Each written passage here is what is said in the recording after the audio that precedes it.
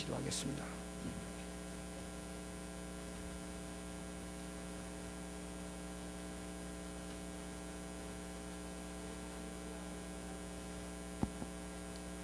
은혜와 사랑을 감사합니다.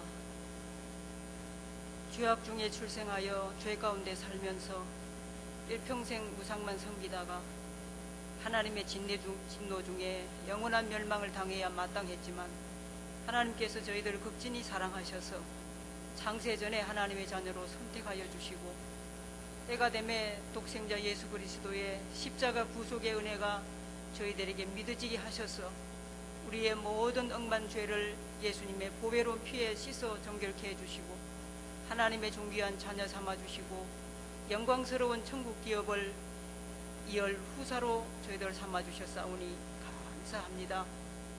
저희들 환난이 많고 고난이 많은 세상에 살지라도 하나님께서 우리에게 주신 이 소망을 날마다 바라보게 해주시옵시고 또한 진리의 말씀으로 우리에게 날마다 찾아오셔서 우리를 말씀으로 교훈하시고 책망하실 때에 온유하고 겸손한 마음으로 그 말씀을 우리의 마음에 잘 받아서 그 말씀대로 잘 순종함으로 우리가 날마다 하나님 앞에 양육함을 받게 해주시옵시고 하나님의 인도와 보호 속에서 살아감으로 우리의 일생 믿음을 통하여서 살아계신 하나님 앞에 영광을 돌려드릴 수 있는 우리 온 교회가 되도록 은혜를 베풀어 주시옵소서.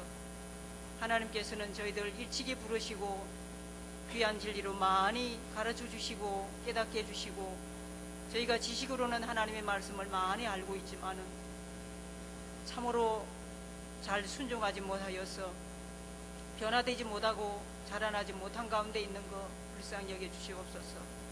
지나간 주일에는 아브라함이 지나가는 나그네를 영접하여 참으로 정중한 인사로 친절한 인사로 나그네를 자기네 집으로 잘 영접했으며 발을 씻고 나무 아래에서 쉬면서 최고의 귀한 음식으로 대접하면서 그 나그네를 잘 영접했을 때에 곧 천사를 영접하게 되었다고 말씀하시고 더 나아가 하나님을 영접하였으므로 백세의 아들을 얻게 되는 이 놀라운 축복을 받았으며 하나님이 약속하신 신앙의 계대가 잘 이어져가는 이 놀라운 복을 받았사오니 하나님 아버지 저희들도 아브라함의 이 친절한 믿음과 그 신앙 인격을 저희들도 본받게 해주시옵소서. 저희들 그동안 하나님을 믿노라고 하였지만은 다른 사람에게 친절을 바로 베풀지 못하고 따뜻한 마음으로 다른 사람을 대하지 못하여서 마음에 상처를 준 때도 많이 있었고 또 성도를 실족하게 된 경우도 많이 있었사오니 저희들 지나간 날을 돌아보게 해주시옵시고 나의 불친절이 다른 사람을 얼마나 상하게 하며 실족게 하는 것을 저희가 바로 깨닫고 회개하고 바로 서며 지나간 날의 잘못을 다시 그대로 행하는 저희가 되지 않도록 도와주시옵소서.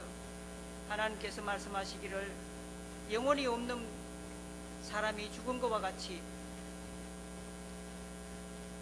행함이 없는 믿음이 죽은 믿음이라고 우리에게 책망해 주셨는데 하나님 아버지 저희들 참으로 이제후로는 행하는 믿음으로 살아서 하나님 앞에 칭찬을 받는 저희들이 되도록 은혜를 베풀어 주시옵소서. 하나님께서 저희들 이 어지러운 세상에 버려두지 아니하시고 오늘 3일밤 예배로 다시 불러 모아주시고 세우신 하나님의 종을 통하여서 이 밤에도 우리에게 귀한 진리의 말씀을 주실 때에 저희가 마음을 열고 그 말씀을 생명의 양식으로 받아서 이 악한 세상에 나아가서 말씀을 붙들고 믿음으로 순종해서 우리 구원을 잘 이루며 선한 행실로 하나님 앞에 영광을 돌려드릴 수 있는 저희들이 되도록 은혜를 베풀어 주시옵소서. 하나님의 세우신 종 목사님을 날마다 능력의 장중에 붙들어 주시옵시고 지혜와 명철을 더하시고 영력을 7배나 더하셔서 우리 명륜교회를 인도에 나아가시기에 부족함이 없도록 은혜로 역사해 주시옵소서.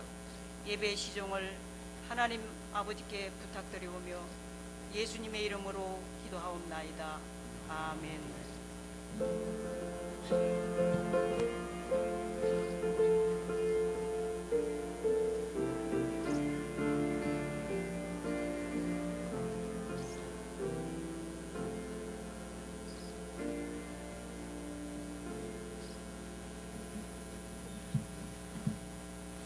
하나님 말씀은 열왕기상 19장 11절입니다. 열왕기상 19장 11절.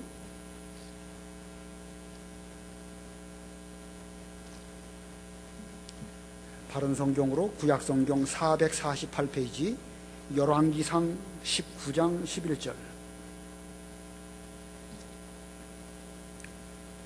여호와께서 말씀하시기를 너는 나가 산에서 여호와 앞에 서라 하시고, 여호와께서 지나가시는데 크고 강한 바람이 산들을 쪼개고 여호와 앞에서 바위들을 부수었으나 여호와께서는 바람 속에 계시지 않았으며 바람 뒤에 지진이 왔으나 여호와께서는 지진 속에도 계시지 않았고, 지진 뒤에 불이 왔으나 여호와께서는 불 속에도 계시지 않았으며 불 뒤에 세미한 소리가 있었다.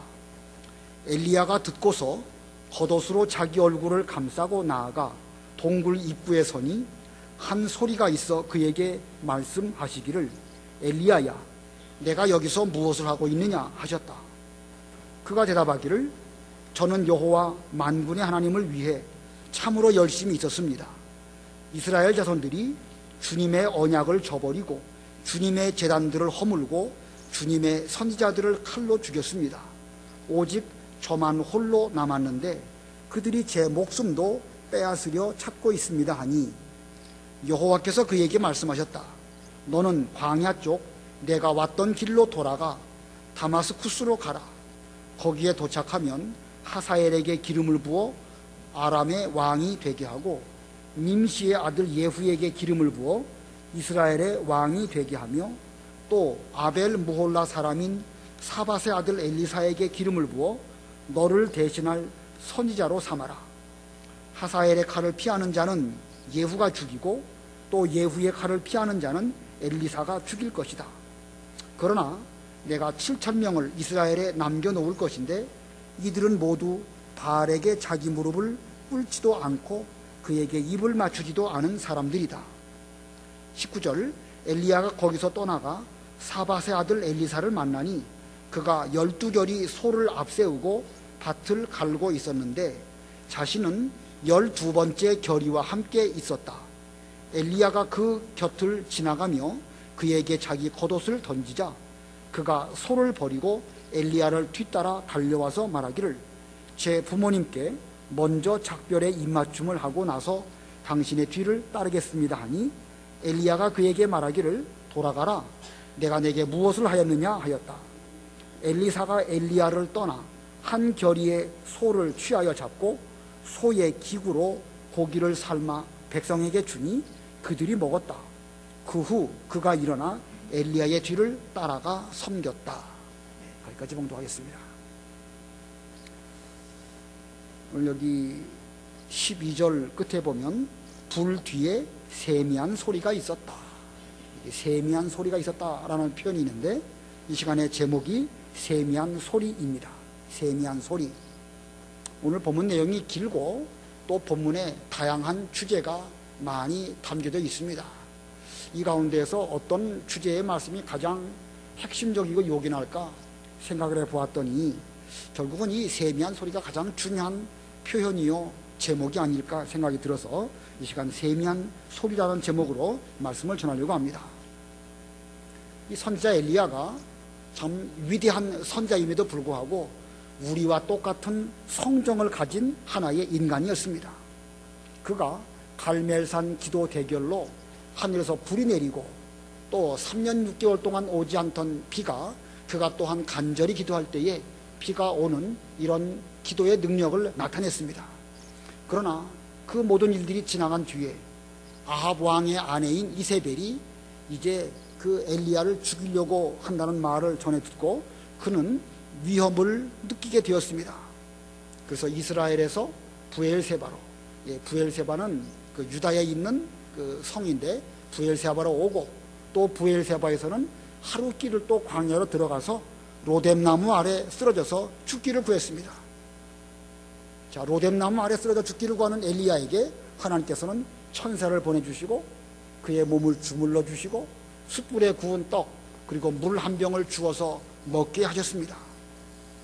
자, 하나님께서 예비하신 그 떡과 물을 잘 먹었지만 엘리야는 다시 또 쓰러져서 깊이 잠이 들게 되었고, 얼마 지나서 다시 천사를 통해서 그를 어루만져 주시고 또 다른 숯불에 구운 떡과 물 한 병을 먹게 하셨습니다. 그리고 말씀하시기를 내가 갈 길이 아직도 많이 남아있다, 이렇게 격려를 하셨습니다. 그래서 엘리야는 이제 일어나서 그 음식을 먹고 기력을 찾고 그 힘을 의지해서 40일 밤낮을 걸어서 그 로뎀나무 아래에서부터 하나님의 산 호렙에 이르게 되었습니다. 자, 호렙에 이르는 엘리야는 한 동굴에 들어가서 거기서 이제 밤을 지낼 때에 또 여호와의 말씀이 그에게 임하게 되었습니다. 하나님 말씀하시기를 내가 여기서 무엇을 하느냐, 내가 여기서 무엇을 하느냐, 이렇게 질문하셨습니다. 그랬더니 엘리야가 이스라엘 자손들이 다 하나님의 언약을 버리고 또 이 하나님의 선지자들을 다 죽였는데 이제 저만 홀로 남았고 저마저도 죽이려고 합니다. 하나님께서는 내가 여기서 무엇을 하느냐라고 물으실 때에는 엘리야로 말미암아 그런 대답을 들으시려고 그렇게 질문한 게 아니었습니다. 그런데 엘리야는 마치 자기의 신세를 한탄하듯이 저만 홀로 남았는데 저도 또 죽이려고 합니다, 이렇게 넋두리 같은 말을 답을 드렸습니다. 그랬더니 하나님께서 동굴에서 나가 여호와 앞에 서라, 이렇게 말씀하시고 그가 나가서 이제 여호와 앞에 섰을 때에 마침 여호와께서 그에게로 지나가셨습니다. 여호와께서 지나가실 때에 큰 바람이 일어나게 되었고 또 지진이 일어나고 또 불이 지나가게 되었습니다. 그런데 바람이 지나가고 지진이 지나가고 불이 지나갔지만 그 가운데 여호와께서 계시지 않았다, 오늘 본문에 그런 말씀이 있습니다.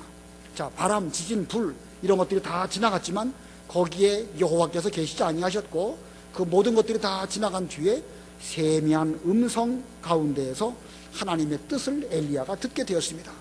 자, 세미한 소리를 통해서 그 시대에 엘리야가 해야 할 일이 무엇인지를 하나님께서 말씀해 주신 것입니다. 그래서 오늘 세미한 소리가 제목입니다. 그러면 오늘날 이 세미한 소리는 무엇을 가리키는 것일까? 세미한 소리는 단순히 그냥 조용하고 그 가느다란 이런 소리를 말하는 것일까? 말 자체로는 가느다라고 조용한 소리 이런 뜻이지만 영적인 의미로는 엘리야가 행하여야 될 하나님의 뜻 혹은 하나님의 계시, 우리에게 주시는 하나님의 음성, 이런 것들을 세미한 소리라고 말할 수가 있을 것입니다. 세미한 소리가 무엇이냐? 하나님의 뜻과 계시, 이렇게 말하면 쉽게 말할 수가 있을 것입니다. 자, 이렇게 선지자가 선지자의 역할을 제대로 하려면 최우선적으로 이 하나님의 뜻과 계시를 제대로 알아야 합니다. 그러나 그것이 쉬운 게 아니죠. 엘리야가 지금 이 호렙산에 오기는 왔지만 그가 이 세미한 소리를 척 듣고 척 하나님의 계시를 알아들은 것이 아닙니다. 자, 이 세미한 소리를 들을 때에 비로소 하나님의 뜻과 계시를 알 수 있는데 오늘 이 시간에 세미한 소리를 듣는 법이 무엇이고 또 그 다음에는 세미한 소리의 내용은 또 무엇이고 엘리야가 그것을 어떻게 순종했는가, 이 세 가지를 배워보도록 하겠습니다. 첫 번째, 세미한 소리를 듣는 법입니다. 세미한 소리를 듣는 법. 엘리야가 이 하나님의 산 호렙에 이르러 한 동굴에 들어가 있을 때에 하나님의 말씀이 임하였습니다. 엘리야야, 내가 여기서 무엇을 하느냐? 그리고 또 말씀이 임하였습니다. 본문 11절 12절 읽어봐 주시기 바랍니다. 11절 12절 11절 여호와께서 말씀하시기를 너는 나가 산에서 여호와 앞에 서라 하시고 여호와께서 지나가시는데 크고 강한 바람이 산들을 쪼개고 여호와 앞에서 바위들을 부수었으나 여호와께서는 바람 속에 계시지 않았으며 바람 뒤에 지진이 왔으나 여호와께서는 지진 속에도 계시지 않았고 지진 뒤에 불이 왔으나 여호와께서는 불 속에도 계시지 않았으며 불 뒤에 세미한 소리가 있었다. 예. 자, 이 엘리야가 여러 과정을 겪어서 마침내 이 세미한 소리를 듣게 되었는데 그 과정을 먼저 살펴보면서 어떻게 해야 세미한 소리를 오늘날 우리도 들을 수 있을지 좀 살펴보고 우리도 우리에게 대한 하나님의 뜻과 계시가 무엇인지를 깨닫는 이 시대의 선지자들이 다 되어야 할 것입니다. 오늘 문맥적으로 볼 때에 4단계가 있습니다. 세미한 소리를 듣는 방법에 4단계가 있는데 첫 번째는 하나님의 산 호렙까지 가야 합니다. 하나님의 산 호렙까지 가야 합니다. 로뎀나무 아래에서는요, 절대 세미한 소리를 들을 수 없습니다. 죽기를 각오하고 듣게 달라고 한다고 하더라도 들을 수가 없습니다. 거기서 일어나서 하나님께서 주시는 그 숯불에 구운 떡, 또 물 한 병, 그걸 먹고 죽을 힘을 다해서 하나님의 산 호렙까지 가야 비로소 그 세미한 소리를 들을 수 있는 것입니다. 자, 그는 이 밤낮 40일을 걸어서 거기까지 왔습니다. 우리가 지난번에 배웠지만 8절을 보면 그가 일어나 먹고 마신 뒤에 이 음식의 힘으로 하나님의 산 호렙까지 밤낮 40일을 걸어갔다. 야, 밤낮 40일을 걸어서 호렙산에 왔다. 이거 뭐 얼마나 많은 노력이 들어가는지 알 수가 있겠죠? 밤낮 40일을 걸었습니다. 모세가 애굽 40년 지나고 미디안 광야에 와서 40년 양을 치다가 이제 40년이 지나갈 그 무렵쯤에 이 호렙산에 이르러서 떨기나무 가운데 찾아오신 하나님을 발견하게 되었습니다. 그러고 보면 모세가 하나님을 만나고 또 하나님의 그 계시를 듣게 될 때까지는 40년이라는 기간이 그에게 필요로 하였던 것입니다. 그러고 보면 모세에게는 40년, 엘리야에게는 40일 밤낮을 걸어서 가는 그 고난의 길, 이것이 그 호렙산에까지 가야 되는 과정인 것입니다. 오늘날 우리에게 호렙산은 어디일까? 여러 가지로 다각도로 말할 수 있을 것입니다. 그러나 쉽게 말한다고 하면 교회가 우리에게는 호렙산이라 할 수 있을 것입니다. 진리의 말씀을 들을 수 있고 또 하나님의 계시를 하나님을 만날 수 있는 그런 장소, 바로 이 교회라 할 수 있습니다. 자, 교회 오지 않고 말씀 듣지 않고 하나님의 계시를 받을 수 있을까? 그건 불가능합니다. 하나님의 말씀이 있는 교회로 찾아 나와야 비로소 하나님을 뵙기도 하고 계시를 깨달을 수도 있는 것입니다. 뭐 때로는 기도하는 장소가 또 호렙산일 수도 있을 것입니다. 여러분들 나름대로 늘 기도하는 장소가 있죠. 새벽 기도하는 장소도 있을 것이고 기도원에 가서 기도하시는 그런 장소도 있을 것이고, 아무튼 우리 나름대로 하나님을 뵐 수 있는 그런 만남의 장소가 있을 것인데 거기까지 가지 않고서는 우리는 이 하나님의 세미한 음성을 들을 수가 없습니다. 그러므로 우리도 하나님께서 우리에게 주시는 이 떡과 그 물을 잘 먹고 힘을 내서 40일 밤낮을 걸어서 최선을 다하여 말씀을 들을 수 있는 그 자리, 이 교회까지 올 수 있는 우리가 되어야 될 것입니다. 이 호렙산에서 하나님께서 엘리야에게 내가 여기서 무엇을 하느냐라고 물으셨습니다. 그때 엘리야는 자기가 얼마나 힘들은지 그 말씀을 드렸습니다. 지난 시간에 배웠지만 그 9절 10절에 보면 하나님께서 내가 여기서 무엇을 하느냐 말씀을 하시니까 그는 대답하기를 저는 하나님을 위해서 열심히 냈는데, 열심히 특심했었는데 이스라엘 자손들이 하나님의 언약은 듣지 않고 선지자들을 죽이고 또 저의 목숨도 노려서 저를 죽이려고 찾고 있습니다. 또 이렇게 말을 했습니다. 자, 엘리야의 이러한 대답은 하나님의 질문에 대한 올바른 답일까? 하나님께서는 지금 그에게 그 답을 들으려고 내가 여기서 무엇을 하고 있느냐라고 물은 것일까? 그건 아닙니다. 하나님께서는 지금 엘리야의 본분이 무엇이고 너의 사명이 무엇이냐, 그 답을 좀 들으시려고 물으셨는데 엘리야는 지금 자기 본분이나 자기 책임이나 또 앞으로 그가 무엇을 해야 될지 이런 거에 대해서는 말하지 않고 저만 홀로 겨우 남았는데 저도 곧 죽이려고 저들이 저를 찾고 있습니다. 그리고 보면 엘리야가 비록 하나님의 산 호렙까지 오기는 왔지만 이때까지만 해도 여전히 세미한 소리를 듣지 못한 것입니다. 자, 그리고 보면 호렙산에 왔다고 해서 다 세미한 소리를 듣는 것은 아닙니다. 어떻게 해야 또 세미한 소리를 들을 수 있을까? 두 번째 단계는요, 자기 동굴에서 나가야 되는 것입니다. 자기 동굴에서 나갈 것. 그 9절 상반절에 보면 그가 거기서 한 동굴에 들어가 밤을 지내는데, 자, 호렙산에 와서 그는 어느 동굴 속에 들어갔습니다. 그리고 밤을 지냈습니다. 그가 뭐 밤을 지낼 때에 그냥 멀뚱멀뚱 보내진 않았을 것이에요. 그 역시도 밤에 기도하는 가운데 하나님의 뜻이 무엇일지, 나는 무엇을 위해서 하나님께서 이렇게 생명을 살려놓으셨을지 아마 생각하면서 기도하고 있었을 것입니다. 그런데 11절에 보면 여호와께서 말씀하시기를 너는 나가 여기 나가라는 말은 그가 지금 동굴 속에 있는데 그 동굴 바깥으로 나가 산에서 여호와 앞에 서라 이렇게 말씀하셨습니다. 자, 엘리야는 호렙산에 와서 한 동굴에 들어갔고 그 동굴 속에서 나름대로 최선을 다해서 기도했습니다. 그러나 그는 하나님의 음성을 듣고 또 질문을 받았지만 여전히 엘리야는 자기 생각 가운데 갇혀 있었기 때문에 하나님의 뜻을 제대로 깨닫지 못한 것입니다. 자기 생각 가운데 갇혀 있으니까 하나님께서 내가 여기서 무엇을 하고 있느냐라고 물으실 때에 엉뚱한 대답을 하는 것입니다. 자기는 열심히 특심했다는 둥, 사람들이 자기를 죽이려고 한다는 둥, 사람들이 다 죽어서 이제 아무도 남지 않았다는 둥, 여러 가지 이런 일들을 말한 것을 보면 지금 그는 하나님의 뜻이나 하나님의 세미한 음성을 듣지 못하고 여전히 자기 생각, 동굴 가운데 갇혀 있는 것입니다. 그런데 이때 하나님의 명령은 너는 나가 산에서 여호와 앞에 서라 이렇게 말씀하셨습니다. 내가 지금 숨어있는 그 동굴 바깥으로 나가라는 것입니다. 여기 바로 있는 동굴이라는 것은 바로 어떤 의미적으로 볼 때에 자기 생각이나 혹은 고정관념 여기에 갇혀져 있는 이런 엘리야의 상태를 가리키는 것입니다.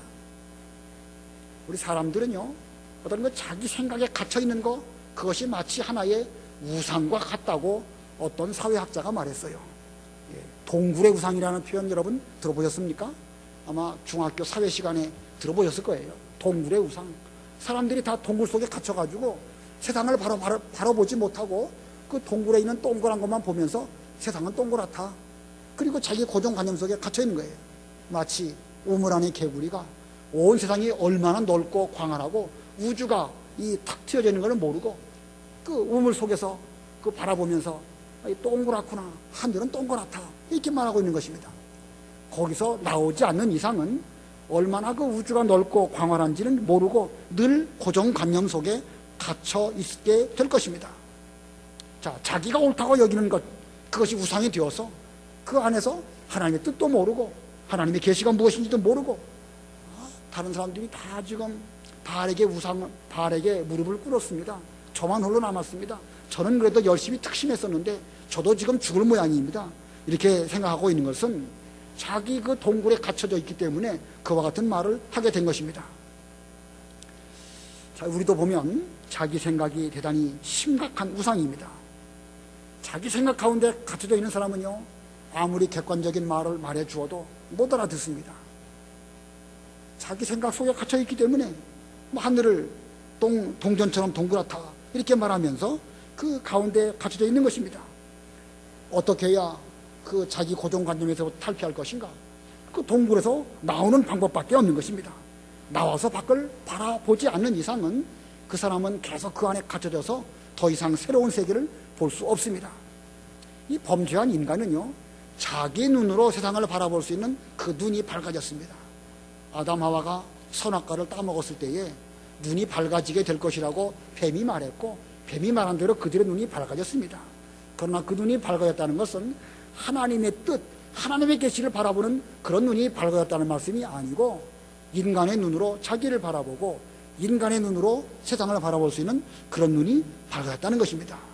그러니까 우리도 인간의 눈으로 바라보면 결코 하나님의 계시의 뜻을 알 수가 없습니다.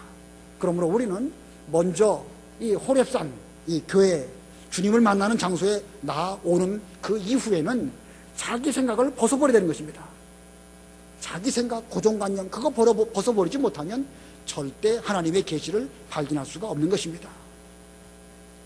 근데 지금 저도 그렇고 여러분도 그렇고 이 자기 생각에 갇혀져서 아무리 뭐라고 말해 주어도 절대 자기는 옳다는 거예요.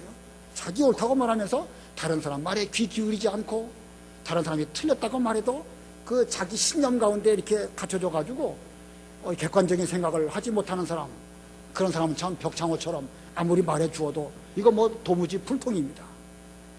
혹시 우리 가운데 그러진 않은가요? 뭐 안 그런 사람이 어디 있겠습니까? 저부터도 그렇고 우리 모두가 다 그럴 것입니다. 그렇기 때문에 우리는 내가 지금 성경 말씀에 입각해서 성령의 감동으로 깨닫지 못하고 나는 옳다고 말하는 가운데서 그 잘못된 주장을 하고 있는 것이 혹시 없을까? 늘 생각해 보면서 그걸 깨뜨려 버려야 되는 것입니다. 병아리가 달걀 속에서 달걀 껍데기를 깨뜨리고 나오지 않는 이상은 결코 이 밝은 새로운 세상을 발견할 수도 없는 것이지요. 나오지 못하면요, 결국은 그 안에서 그 병아리는 죽고 말 것입니다. 우리는 반드시 나의 생각, 또 내가 옳다고 주장하는 그 자기의 이런 것들을 다 깨쳐버리고 바깥으로 나오는 이런 노력을 해야 될 것입니다. 이게 우리의 처하고 있는 심각한 현실입니다. 심각한 현실 가운데 우리 모두가 있는 줄 알고 깨뜨리고 나와서 하나님의 뜻을 제대로 발견할 수 있는 세미한 소리를 들어야 될 것입니다. 그다음에 세 번째, 세미한 음성을 듣는 세 번째는요, 바람과 지진과 불 가운데에서는 들을 수 없다는 사실을 기억해야 됩니다. 바람과 지진과 불 가운데에서는 들을 수 없음. 자, 엘리야가 동굴에서 나왔습니다. 그리고 호렙산 여호와 앞에 엘리야가 섰습니다. 그때 여호와께서 지나가십니다. 분명 여호와께서 지나가시기는 지나가시는데 그로 말미암아 크고 강한 바람이 불고 산들이 쪼개지고 바위가 부서지는 이런 능력이 나타났습니다. 또 그 이후에는 땅이 흔들리는 무서운 지진이 지나갑니다. 지진이 지나간 뒤에는 또 불이 또 지나갑니다. 이거 뭐 얼마나 놀라운 역사가 나타났습니까? 그런데 이상하게도 그 가운데 여호와께서 계시지 않았다. 11절 끝에 그랬죠? 여호와께서는 지진 속에도 계시지 않았고 지진 뒤에 불이 왔으나 여호와께서는 불 속에도 계시지 않았으며, 분명 이 모든 현상들은 여호와로 말미암아 여호와께서 지나가시는 현상인데 그 현상 속에는 여호와께서 계시지 않는다는 것입니다. 자, 이게 무슨 뜻일까? 분명 여호와가 지나가신 현상은 맞습니다. 맞는데 그 가운데 여호와께서 계시지 않았다. 이 사건은, 이 일들은 이 갈멜산의 기도 대결을 암시하는 것입니다. 자, 엘리야가 여호와 하나님이야말로 살아계신 참 신인 것을 이스라엘 백성들과 바알 선지자들과 아합 왕에게 보여주기 위해서 그는 기도 대결을 요청했습니다. 그래서 그 바알 선지자 450명이 얼마나 하루 종일토록 기도했지만 응답이 없었죠. 엘리야가 그 12 돌을 쌓아놓고 거기다가 12번 그 물을 갖다 부어놓고 흥건하게 물이 거기에 고여있는 가운데에서 하나님께 간절하게 기도하니까 불로 응답하셨습니다. 자, 불로 응답하고 또 그가 다시 또 기도하니까 3년 6개월 동안 오지 않았던 비가 내렸습니다. 자, 그래서 뭐죠? 그래서 어떻게 됐죠? 불이 내려오고 비가 오고 그랬지만, 그러나 여전히 이스라엘 백성들이 회개하지 않았고 아합 왕도 돌이키지 않았고 심지어 엘리야 본인도 큰 낙심 가운데 빠져가지고 로뎀나무 아래 쓰러져 죽기를 구하는 이런 가운데 빠지게 된 것입니다. 자, 이건 뭘 우리에게 보여주는가? 외적인 여러 가지 큰 일들, 뭔가 어마어마한 일이 일어난 것처럼 보여도 그것이 그 본질적인 문제, 하나님의 세미한 음성을 듣는 것이 아니라고 하면 그것으로 인해 가지고 회개한다든가 하나님을 발견한다든가 하나님께로 백성들이 돌아온다든가 엘리야가 힘을 얻는다든가 그렇지 못하다는 것을 본문이 우리들에게 보여주는 것입니다. 이것은 오늘날 우리에게도 동일한 것입니다. 자, 우리나라에, 우리나라뿐만 아니라 사실 전 세계 다 그랬는데 1960년대 이후부터 우리나라에 그 방언하는 바람이 불었죠. 방언, 또 병 고치는 은사, 그런 것들로 인해 가지고 얼마나 많은 교계가 다 어지러워졌습니까? 이 방언이요, 교파를 막론하고 그 모든 교회마다 다 이 방언의 바람이 불었습니다. 심지어 천주교도 또 그런 방언의 바람이 불었습니다. 그래서 뭐지요? 그런 바람이 불었는데 그래가지고 그 사람들이 올바로 하나님의 세미한 음성을 듣고 제대로 돌아와서 믿는 일을 제대로 했습니까? 그렇지 않습니다. 방언의 그 어떤 일들은 바람이 지나가고 지진이 지나가고 불이 지나간 것 같은 그런 어마어마한 것처럼 보였지만 그것으로 인해 가지고 무슨 구원을 이루고 중생한 영혼이 자라나고 하나님을 발견하고 세미한 음성을 듣는 이런 것은 전혀 없었습니다. 2000년대에 들어오면서 우리나라에 열린 예배 바람이 또 불고 시작했습니다. 찬송을 부를 때 열광적으로 찬송을 부르고 눈물을 흘리고 여러 가지 일들이 지금도 계속 바람처럼 지진처럼 흘러가고 있는데 결과가 뭐죠? 그렇게 열린 예배를 통해 가지고 열광적으로 노래를 부르고 몸짓해가면서 찬송을 부른다고 하면 그들의 중생한 영혼이 좀 자라나고 신앙적인 변화가 있습니까? 사실 우리의 중생한 영혼은요, 그런 외적인 것으로 인해 가지고서는 꿈쩍도 하지 않는 것입니다. 제가 어떤 목사에게 들은 말인데, 그 어떤 교회의 청년들이 아주 열심히 찬송도 부르고 방언도 하고 막 그런 교회가 있었답니다. 200명 정도 모이는, 청년들이 200명 정도 모이는 그런 교회니까 상당히 큰 교회죠. 미국에 있는 교회를 가리키는 것입니다. 근데 연구하기 위해서 그 청년들이 20년 뒤에 지났을 때에 그들이 어떻게 신앙생활을 하고 있는가 하고 추적조사를 했더니 놀랍게도 200명 가운데 한 사람도 제대로 신앙생활하는 사람이 없더라는 것입니다. 이건 뭘 보여주는 것이죠? 그들이 분명 찬송을 부르고 예배를 드릴 때 나름대로는 눈물을 흘리면서 얼마나 그 열광적으로 하나님을 찾고 부르짖는지 모릅니다. 그러나 그렇게 외적으로 그렇게 부르짖었던 그것은 실제적인 신앙생활, 어떤 그 영혼의 본질적인 면에서는 조금도 달라지는 면이 없다는 것입니다. 그러니까 이 방언이니 병 고치는 것이니 뭐 사회적인 바람으로 뭐가 일어나는 것처럼 보여도요, 그것이 신앙의 본질의 문제가 아닌 때는 세미한 소리가 아니고 그냥 지나가는 바람이나 지진과 혹은 불 같은 것이라고 한다면 그것들은 아무런 의미가 없다는 것입니다. 물론 의미가 없다고 단정적으로 말하기는 어려워요.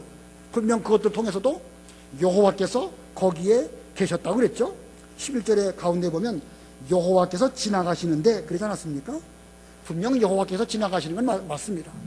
교회에서 그런 일이 있었고 기도하는 가운데 그런 일들이 있었고 찬송을 부를 때 그런 일이 있었지만, 그러나 그것이 단지 행사요, 하나의 의례적인 일이요, 외적인 그 육신의 감흥이라고 한다면 그것을 통해 가지고 중생한 영혼이 변화를 한다든가 하나님을 발견한다든가 우리의 신앙의 근본적인 변화, 그건 기대할 수 없다는 것입니다. 그러므로 우리도 이렇게 되지 않도록 조심해야 됩니다. 겉으로는 막 뜨겁게 뭔가 하는 것처럼 보이고 뭐 은혜를 많이 받는 것처럼 보이고 기도도 많이 하는 것처럼 보여도요, 그게 바람과 지진과 불과 같은 일이라고 한다면 그거는 본질적인 문제가 아닌 것입니다. 그냥 하나의 그 운동이고 하나의 지나가는 현상에 불과할 따름인 것입니다. 그러므로 우리도 그런 착각 가운데 빠지지 말고 그걸 통해서 궁극적으로는 세미한 소리를 듣는 그 자리까지 나아가도록 노력해야 이게 올바른 신앙이라고 할 수 있는 것입니다. 자, 그래서 네 번째로 세미한 음성을 듣는 방법의 네 번째는요, 여호와 앞에 설 것입니다. 여호와 앞에 설 것. 자, 호렙산에 왔다 할지라도 동굴 속에 들어가 있으면 안 됩니다. 동굴에서 나와야 되는 것이고, 동굴에서 나왔다 할지라도 거기서 여러 가지 그 복잡한 일들만 그 마음을 빼앗긴다고 하면 결국 세미한 소리를 들을 수 없습니다. 동굴에서 나와서 바람이 지나가고 또 지진이 지나가고 불이 지나간 뒤에 그 뒤에 오시는 세미한 소리를 듣는 자리까지 나아가야 할 것입니다. 우리 모두가 교회까지 왔다 할지라도, 오늘 저녁 때 여러분 어려운 가운데 교회 오셨죠? 제가 우리 교회 보니까 수요일날 오시는 분 가운데 멀리서부터 오시는 분이 의외로 많으시더라고요. 얼마나 힘이 드십니까? 멀리서부터 마치 엘리야가 40일 밤낮을 걸어서 이 호렙산에 온 것처럼 우리 모두가 다 힘들고 어려운 가운데 여기까지 오셨습니다. 그런데 오기는 왔어도 그냥 온 것만으로는 부족합니다. 그 다음에는 자기 생각을 버려야 되는 것입니다. 또 자기 생각을 버린다 할지라도 외적인 감흥, 육신의 어떤 생각, 이런 것에 매여 있다고 하면 여전히 또 세미한 소리를 들을 수 없습니다. 육신적인 생각이나 그런 것들을 다 버리고 영적으로 우리에게 말씀하시는 세미한 소리를 들으려면 우리가 이 시간 여호와 앞에 서는 이런 시간이 되어야 할 것입니다. 하나님과 나 인격적인 만남의 시간이 되지 않는다고 하면 우리는 세미한 소리를 들을 수가 없는 것입니다. 예수님께서도 들을 귀 있는 자는 들을지어다 수없이 주께서 복음서에 말씀하셨습니다. 그만큼 예수님 당대에도 큰 무리가 예수님을 쫓아다녔지만 그들의 가운데 극히 적은 숫자만 들을 귀가 있고 예수님 말씀을 제대로 깨달았다는 것입니다. 엘리야 역시도 마찬가지예요. 엘리야 역시 호렙산에 오고 동굴 속에 들어가고 여러 가지 현상들을 보았지만 그가 세미한 소리를 듣기 위해서는요, 그 모든 과정을 다 겪은 다음에 마지막에 가서 세미한 소리를 마침내 듣게 되었습니다. 그리고 보면 오늘날 우리도 마찬가지입니다. 엘리야도 그랬고 예수님 당대도 그런 것처럼 오늘날 우리도 이 하나님의 계시, 우리에 대한 하나님의 뜻을 제대로 깨닫기 위해서는 이 세미한 소리를 들어야 될 것인데, 그 세미한 소리를 들으려면 하나님의 산 호렙까지 가야 되는 것이고, 우리 생각을 떨쳐버리고 나가야 되는 것이고, 그리고 외적인 감동이나 육신적인 생각이나 이런 것들을 다 떨쳐버리고 여호와 앞에 서서 하나님과 나 사이에 인격적인 만남이 이루어질 때에 비로소 우리는 세미한 소리를 듣게 될 것입니다. 아무쪼록 우리 모두가 이것이 어렵지만 반드시 될 것이니까 항상 하나님의 세미한 소리를 듣도록 하기 위해서 호렙산까지 가고 동굴 바깥으로 나아가고 외적인 감동에 휘둘리지 말고 여호와 앞에까지 나아가시는 우리 모두들이 다 되어야 되겠습니다. 그 다음에 그게 두 번째입니다. 첫 번째가 중요한 거예요. 첫 번째 세미한 소리를 듣는 방법이 중요하고, 그 뒤는 좀 빨리 진행을 하도록 하겠습니다. 두 번째 대지는 세미한 소리의 내용입니다. 하나님께서 엘리야에게 세미한 소리를 말씀해 주셨는데, 세미한 소리의 내용, 거기 두 가지가 있습니다. 두 가지 중에 첫 번째는요, 여기서 무엇을 하고 있느냐? 여기서 무엇을 하고 있느냐? 엘리야야, 내가 여기서 무엇을 하고 있느냐? 13절, 14절 읽어봐 주시기 바랍니다. 13절. 엘리야가 듣고서 겉옷으로 자기 얼굴을 감싸고 나아가 동굴 입구에 서니 한 소리가 있어 그에게 말씀하시기를, 엘리야야, 네가 여기서 무엇을 하고 있느냐 하셨다. 그가 대답하기를, 저는 여호와 만군의 하나님을 위해 참으로 열심히 있었습니다. 이스라엘 자손들이 주님의 언약을 저버리고 주님의 제단들을 허물고 주님의 선지자들을 칼로 죽였습니다. 오직 저만 홀로 남았는데 그들이 제 목숨도 빼앗으려 찾고 있습니다 하니 여호와께서 그에게 말씀하셨다. 거기까지만요. 자, 엘리야야, 내가 여기서 무엇을 하고 있느냐? 이 말씀은 이미 9절에서도 한 번 더 질문하신 그런 말씀입니다. 이 자기 생각에 사로잡혀 있는 엘리야는 이 하나님의 질문에 대해서 엉뚱한 대답을 하였습니다. 다시 또 세미한 음성 가운데에서 엘리야야, 내가 여기서 무엇을 하고 있느냐? 이렇게 물으셨습니다. 자, 이러한 하나님의 그 질문의 의미가 무엇일까요? 너의 인생의 목적이 무엇이냐? 너는 무엇 때문에 사느냐? 하나님께서 너를 왜 지금까지 살려놓고 너를 통해서 이루고자 하시는 목적이 뭐라고 생각하느냐? 인생의 본질적인 문제를 주님께서 지금 물으시는 것입니다. 그러나 엘리야는 이렇게 물으심에도 불구하고 아직도 자기 생각 가운데 파묻혀서 같은 대답만 반복적으로 답하고 있습니다. 엘리야의 대답이 사실 틀린 말은 아니죠. 엘리야는 열심히 특심했고 자기 혼자만 남아있는 것도 사실 맞는 말이고, 지금 자기의 생명이 위협을 느끼는 것도 맞는 말입니다. 그러나 그 말이 비록 맞는 말이라 할지라도 하나님의 질문에 대해서는 올바른 대답이라고 할 수가 없는 것입니다. 왜 그렇죠? 하나님께서 지금 그 말을 들으시려고 이런 질문을 하신 것도 아닙니다. 그리고 또 틀린 이유는, 그가 열심히 특심인 것은 그건 자기가 무슨 능력이 좋아서 그런 것이 아니라 하나님께서 그에게 은혜를 베풀어 주셨기 때문에 그 시대에 그런 사명을 감당했던 것입니다. 또 자기만 홀로 남았다? 자기만 홀로 남은 것도 아닙니다. 그 국내 대신 오바댜를 통해서 100명이나 되는 선지자가 또 남아 있었고, 또 이 뒤에 배우겠지만 바알에게 무릎 꿇지 아니한 7,000명을 또 하나님께서 별도로 남겨주셨습니다. 이 모든 일들이 하나님의 보호와 은혜로 말미암아 엘리야가 지금까지 이 모든 일들을 한 것인데, 그건 생각하지 못하고 나만 홀로 남았습니다. 저만 혼자 남은 자입니다. 이렇게 그는 대답을 하고 있는 것입니다. 자, 여기서 무엇을 하고 있느냐? 하나님의 세미한 음성을 통해 가지고 엘리야에게 하신 질문, 이것은 지금 오늘날 우리에게도 같은 질문을 하고 계십니다. 여기서 무엇을 하고 있느냐? 여러분은 이 저녁에 오늘 이 자리에서 무엇을 하고 계십니까? 오늘 무엇을 하고 계시다가 오늘 이 자리로 오셨습니까? 앞으로 얼마 동안 하나님께서 우리에게 이 생명과 또 시간을 주실 터인데 무슨 목적을 이루시려고 우리들에게 시간과 생명을 주셨겠습니까? 좀 생각해 볼 수 있는 이런 우리가 되어야 될 것입니다. 엉뚱한 생각, 엘리야처럼 자기 생각에 갇혀서 이런 답을 들이시지 말고, 내 삶의 본질이 무엇일까? 하나님께서 왜 나를 구원해 주시고 은혜를 베풀어 주셔가지고 이렇게 열심내게 해주시고, 그리고 진리를 지금까지 일깨워 주신 이유가 무엇일까? 좀 생각해 보고 근원적인 그 질문에 대한 답을 하는 이런 우리가 되어야 할 것입니다. 세미한 소리의 내용의 첫 번째는 여기서 무엇을 하고 있느냐? 이것이 첫 번째이고, 두 번째는 돌이켜 사명을 감당하라. 예, 돌이켜 사명을 감당하라고 말씀하십니다. 15절, 16절 읽어보세요. 15절 여호와께서 그에게 말씀하셨다. 너는 광야 쪽 내가 왔던 길로 돌아가 다마스쿠스로 가라. 거기에 도착하면 하사엘에게 기름을 부어 아람의 왕이 되게 하고 님시의 아들 예후에게 기름을 부어 이스라엘의 왕이 되게 하며 또 아벨 무홀라의 사람인 사밧의 아들 엘리사에게 기름을 부어 너를 대신할 선지자로 삼아라. 예. 자, 죽을지도 모른다고 생각하는 엘리야에게 하나님께서 엄청난 큰 사명을 그에게 분부하셨습니다. 자, 엘리야의 사명 여기 나타나는 거 세 가지지요. 첫 번째는 다마스쿠스로 가서 하사엘에게 기름을 부어서 아람의 왕이 되게 하고, 자, 아람 나라는 저 북쪽 나라예요. 지금으로 말하면 아수르 나라입니다.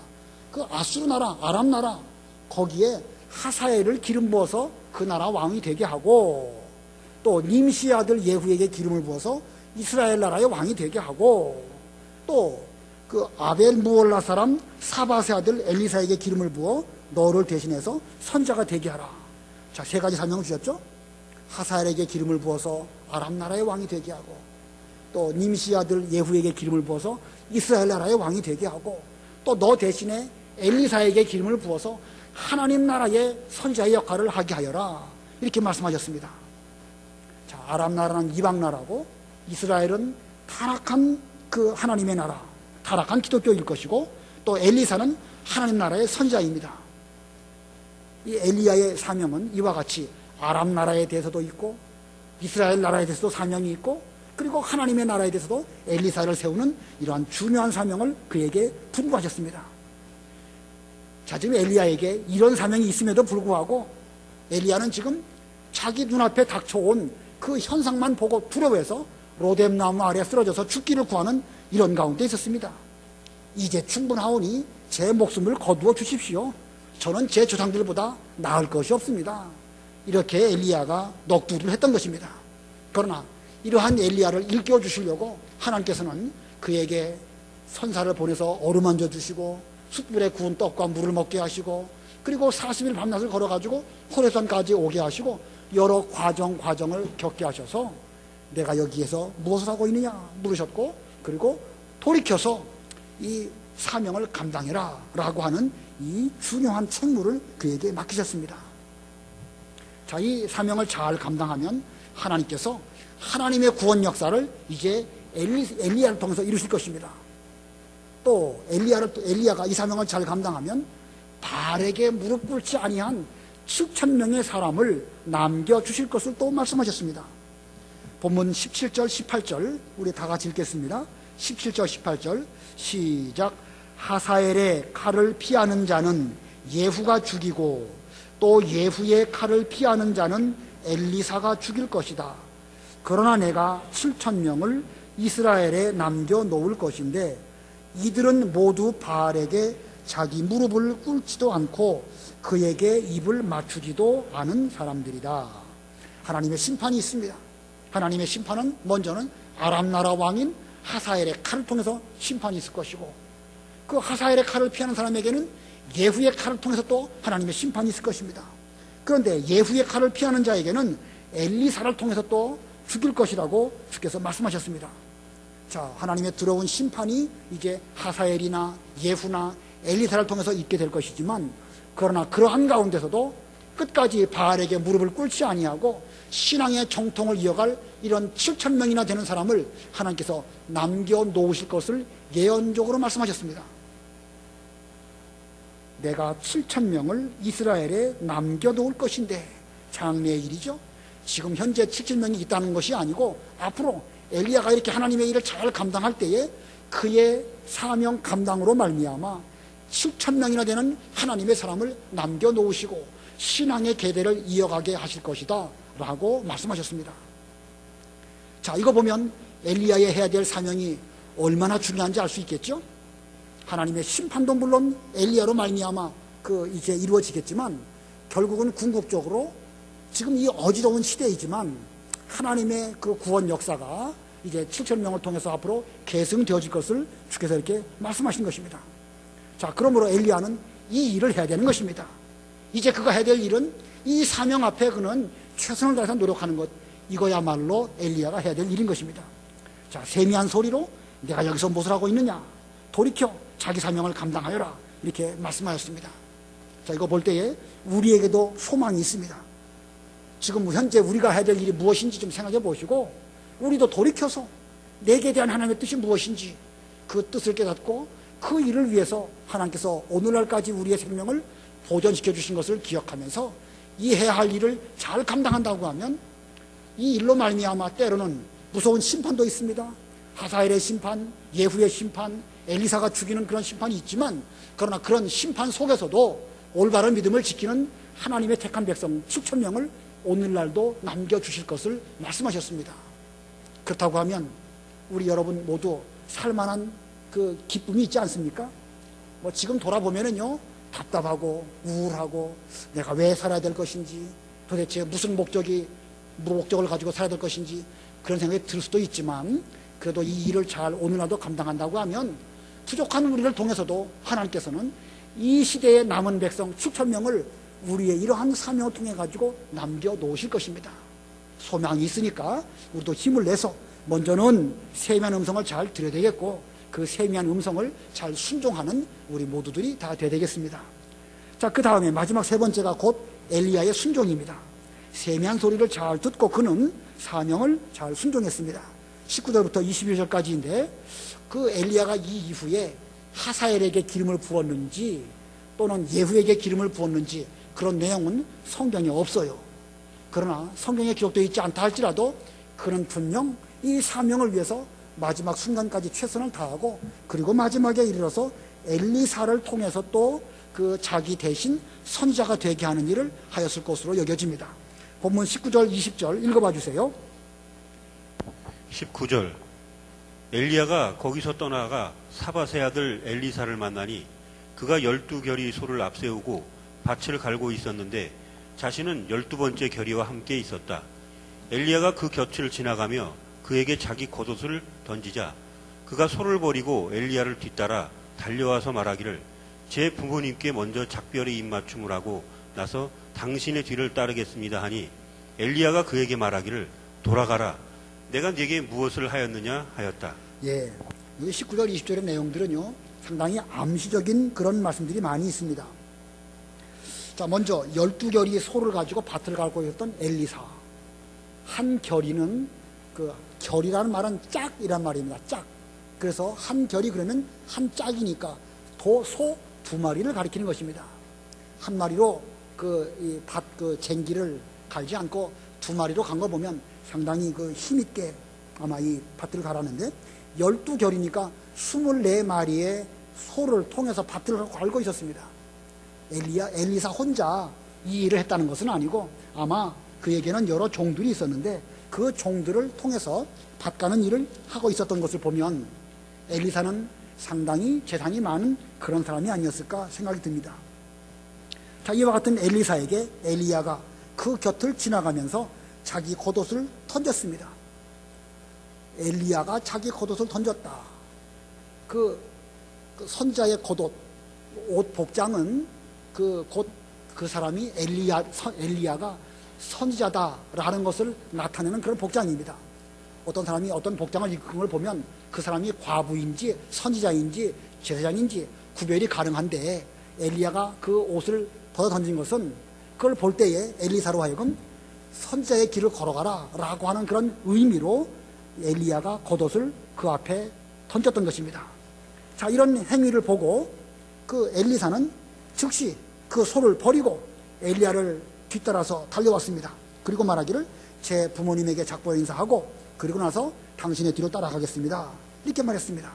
그랬더니 엘리야가, 돌아가라, 내가 내게 무엇을 하였느냐, 이렇게 말하고 있습니다. 돌아가라, 내가 내게 무엇을 하였느냐, 해석이 좀 어렵습니다. 주석을 참고해 보니까 그렇게 해라, 내가 무엇을 했다고 내가 그렇게 빨리 이렇게 선뜻 나서느냐, 뭐 이런 뜻으로 해석을 하더라고요. 자, 이 말은 엘리사가 지금 엘리야의 부름을 받았을 때에 그에게는 많은 재산이 있었음에도 불구하고 그 모든 것들을 버려두고 즉시 떠나가는데, 다시는 뒤돌아보지 않으려고 먼저 부모하고 작별하고, 여기 21절에 있는 것처럼 소 한 결이 소 2마리를 취하여서 그것으로 고기를 삶아가지고 그 주변 사람들에게 주고 또 음식을 나누면서 그리고 이제 작별 인사를 한 뒤로는 다시는 뒤돌아오지 않으려고 그는 이와 같은 행위를 하였던 것으로 해석할 수가 있습니다. 21절에 보면 엘리사가 엘리야를 떠나 한 겨리의 소를 취하여 잡고 소의 기구로 고기를 삶아 백성에게 주니 그들이 먹었다. 그 후 그가 일어나 엘리야의 뒤를 따라가 섬겼다. 엘리사가 엘리야를 쫓아갈 때에 그는 이제 하나님의 일을 하기 위해서 모든 것을 끊어버리고 나선 이상 다시는 뒤돌아보지 않으려는 이런 결심으로 그는 소 한 겨리를 취해서 백성에게 나는 이제부터 하나님의 일을 하기로 마음먹은 사람입니다 표현하고 부모에게도 작별 인사하고 그리고 그 뒤로 엘리야를 따라 나서는 이런 길을 걸어가게 된 것입니다. 자, 하나님의 일에 부르심을 받은 사람은 일해야 마땅하겠죠. 예수님의 부르심을 받았을 때 베드로나 또 야고보 요한이나 또 세리 마테나 이들 모두는 즉시 주님을 따라갔습니다. 엘리사 역시 뒤돌아보지 않기 위해서 부모하고 작별하고 또 소 한 겨리를 취해서 작별 잔치를 하고 스승인 엘리야를 따라 나서는 이런 길을 걸어갔기 때문에 그는 후에 엘리야의 능력의 갑절을 입고 그 어려운 시대에 하나님의 일을 잘 감당한 그런 선지자가 되었던 것입니다. 오늘 그 세미한 소리, 오늘 제목이 세미한 소리인데 세미한 소리가 무슨 뜻일까? 그 소리를, 그 의미를 학생들에게 먼저 잘 가르쳐야 됩니다. 하나님의 뜻, 하나님의 계시 그것이죠. 그러면 우리가 우리에 대한 하나님의 그 세미한 소리를 듣기 위해서는 어떻게 될 것인가? 아까 4가지 말씀을 드렸습니다. 첫 번째가 뭐였죠? 어디까지 갈 것? 호레선까지 가고, 두 번째는요, 자기 동굴에서 나올 것. 세 번째는 바람과 지진과 불 속에서는 세미한 소리를 들을 수 없다는 것을 기억하시고, 그 다음에 마지막에는 여호와 앞에 서는 이런 그 단계를 거쳐야 비로소 세미한 소리를 듣게 될 것입니다. 오늘날 우리에게도 분명 하나님의 세미한 소리가 있습니다. 하나님의 계시가 있기 때문에 우리에게 오늘날 이와 같은 은혜를 베풀어 주시고 또 이와 같은 은혜를 통해 가지고 우리로 하여금 하나님의 목적을 이루시려고 하고 계십니다.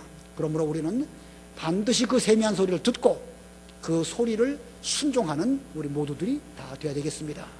기도하겠습니다.